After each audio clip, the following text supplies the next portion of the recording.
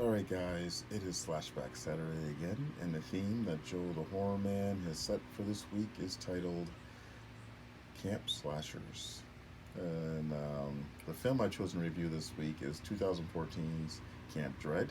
Now this one stars Eric Roberts, Danielle Harris, and Felicia Rose from the first Sleepaway Camp movie.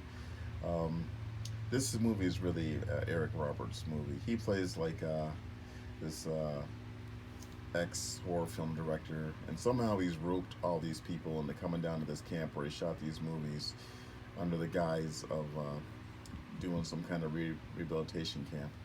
But in reality, he's trying to do a reality show, and essentially it's a remake of one of his slasher films.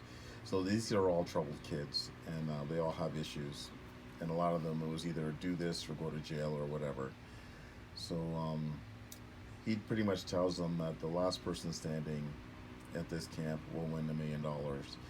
And unfortunately, one of the people at the camp decide that they want to do this for real because they want the money that bad. So that's pretty much the plot of this one. There are some other twists with this one that kind of like border on other movies. I won't get into it because I don't want to spoil it in case you haven't seen this one. The kill scenes are okay. There's a very odd kill scene though that happens really early in the movie where a person basically gets killed by eating a sandwich. The scene didn't really work, and I think they should have cut that out. But what are you gonna do? And it wasn't even amusing, and it was just kind of weird, and it wasn't gruesome. Like, it'd be different if the person bit into a sandwich and it was full of glass or something. That would have been cool, but that's not what it was. It was poison somehow. I don't know. There is one really cool kill scene towards the end of the film, but I can't really get into it. And that was when the film started to get really, really interesting. But unfortunately, they wrapped that up pretty quickly. And another negative with this movie is you have Danielle Harris and Felicia Rose, but they don't have any scenes together. And Danielle Harris basically has like a extended cameo. She has 2 scenes in this movie, although she gets second billing. So not too sure what was going on with that. She must have had a really good agent, or they could only afford her to be in the movie for so much. I don't know.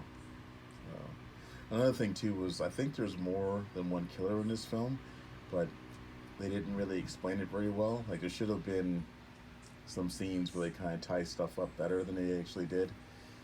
So I don't know. This was still like a watchable film. It's not one of my favorite of the modern slashers, but I figured this one fits. And I've been waiting to review this one anyways, ever since I started participating in the Slashback Saturday.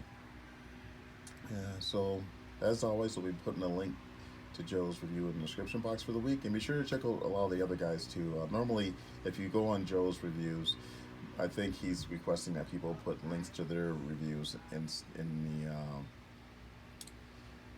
the comment section. So if you haven't, there's at least like a dozen guys that are doing this. All right, guys, that's it. That's my review for this one. Thanks for watching, and talk to you later.